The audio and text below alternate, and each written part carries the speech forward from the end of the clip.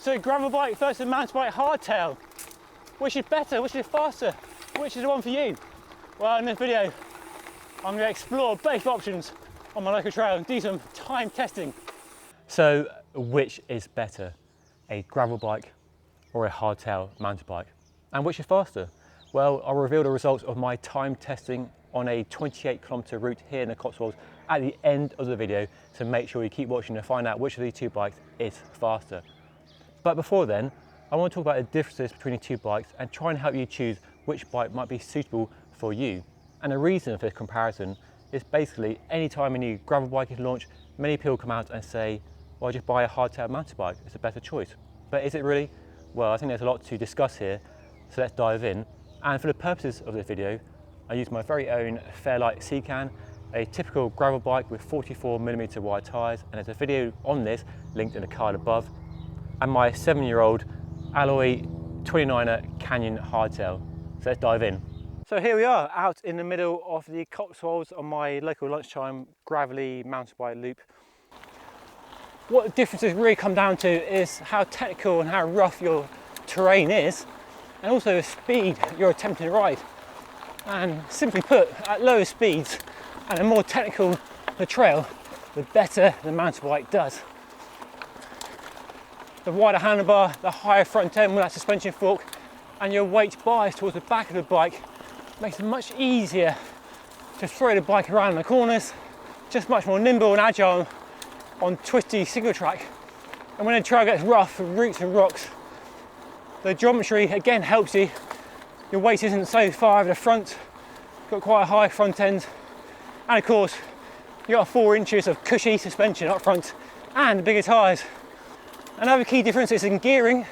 The mountain bikes are geared up for lower speed, steeper climbs, and don't really have the range for high speed road and fast gravel like you get on a gravel bike, where gravel bikes having a wider range of gearing choices, 2x, 1x, more road bias setups if you want that setup or need that setup.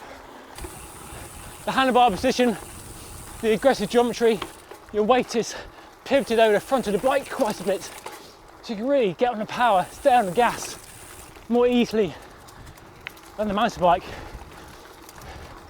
And at higher speeds, you're more aero as well, of course. But when it gets bumpy, you do have to stand up a lot more. You use your limbs as suspension to soak up the impacts, which can otherwise be quite jarring if you slam into the roots and rocks at full speed.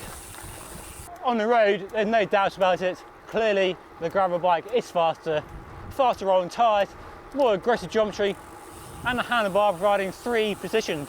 The drops for the most aero and aggressive position, the hoods where I spend most of the time, and then the tops when you're cruising along. Look at that view. Not too shabby, is it? Right, in this part of the video, I'm doing a time test on a rocky descent to try and see what differences there are between a gravel bike and a mountain bike. I picked a track that sits somewhere between the extremes of a mellow gravel dirt track and a more extreme mountain bike descent. That should hopefully give both bikes a chance to do well. So it's a straight double track, goes down in a straight line. It's not too steep, but gets progressively rockier at the bottom and quite a few loose rocks. It's dark in the cover of the trees, so quite dappled lights, so hard to see what you're riding on. I'm going to approach the top of the descent as a post marking the start at the same speed, and then I'm just going to ride down without pedalling or try not to brake too much, but getting down safely is the aim, and see which bike gets to the bottom first, and also which is a nicer, more enjoyable experience, or which is more fun, and see how we get on. So let's do that now. Here we go. Go for the drops, a bit more control. It starts with quite smooth, then it gets a bit bumpier. And a bit rougher still. Now it really gets a bit loose as well down here.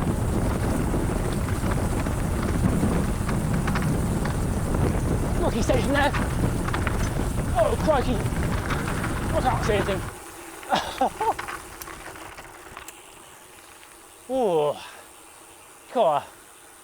So definitely a bit tastier on the gravel bike. Another key difference between a mountain bike and a gravel bike is not just the bikes, it's also what you wear. So as you'll see, I'm wearing largely mountain bike clothing. I've got a new Smith peaked helmet on, got nice new Gore clothing, a baggy top, baggy shorts as well, and my XC racing shoes. So a more relaxed fit, that's what I would wear on a mountain bike and what I'm wearing today. On the gravel bike, I'm wearing Lycra shorts with pockets for my bananas and stuff, got a tight fitting jersey, I've got an aero helmet with no peak, and I'm probably using the same shoes actually. So the shoes are the one thing that remain constant regardless of what terrain I'm riding. Now you can wear road shoes and road cleats and pedals on a gravel bike, but I don't recommend it because if you do have to walk, then you're going to ruin those shoes in no time and it'd be really slippery. So go for a mountain bike or one of the new gravel shoes, gives you that capability to walk if you need to. When the going gets rough, the mountain bike's in its element, with a natural advantage of a suspension and bigger tyres and a higher front end position and wide handlebars.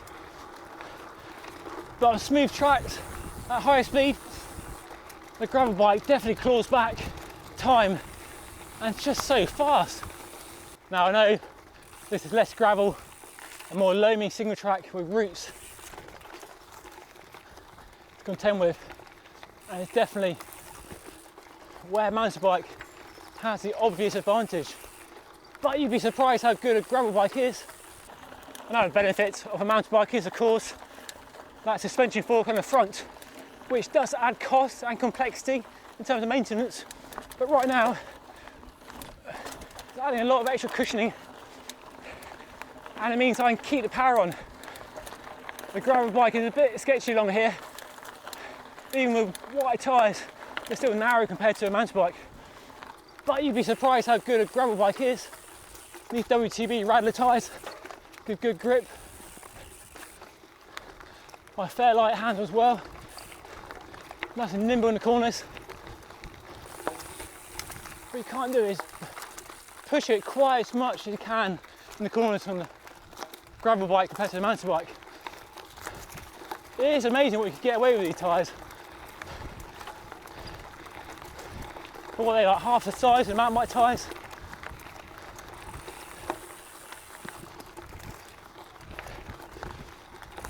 So which was faster, the gravel bike or the mountain bike? Time for the big reveal, and you might not be surprised, having seen the footage I've just shared with you, that the gravel bike was the faster bike, but it wasn't by much. Just 3 minutes separated the two bikes on this route. So clearly the gravel bike had the advantage on the road and on smoother tracks, and it was much easier climbing, a wider range of gears, just a more efficient bike to ride at higher speed and easier to ride at higher speed. So for a higher average speed, this was an easier bike to ride. Anytime it was twisty or very technical or rocky, as that time section showed, the mountain bike had the advantage. The geometry, the suspension, the bigger tyres gave you a big advantage to carry speed anytime it's rough, and it's just much easier getting through the corners. But it didn't make up enough time to overcome the gravel bike. It's clearly a route that favours a gravel bike because there's a bigger mix of road and quite smooth track like this one here, and not enough good quality mountain bike single track trail to really let the mountain bike shine.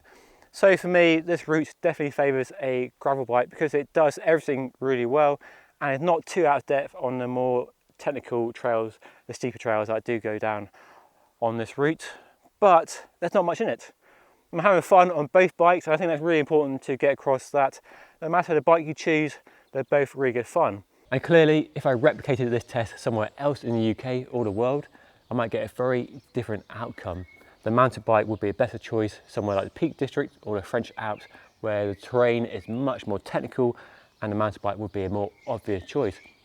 But for the sort of riding I'm doing, which you can replicate elsewhere in the UK with a lot of country lanes and bridleways and byways, the gravel bike is a good choice. But so much of it comes down to personal preference and what you want out of cycling. Are you seeking out the most extreme terrain and you want to go off-road and you're not worried about speed? Then the mountain bike is a better choice. But if you're coming from a road background and you want that efficient riding position, the aero riding position, and a wide range of gears, and you want to be able to ride road as well as off-road, the gravel bike is clearly a better choice than a hardtail mountain bike. So I don't think it's as easy to say that the mountain bike hardtail is a better bike than the gravel bike. They're both very different and they both shine in very different areas.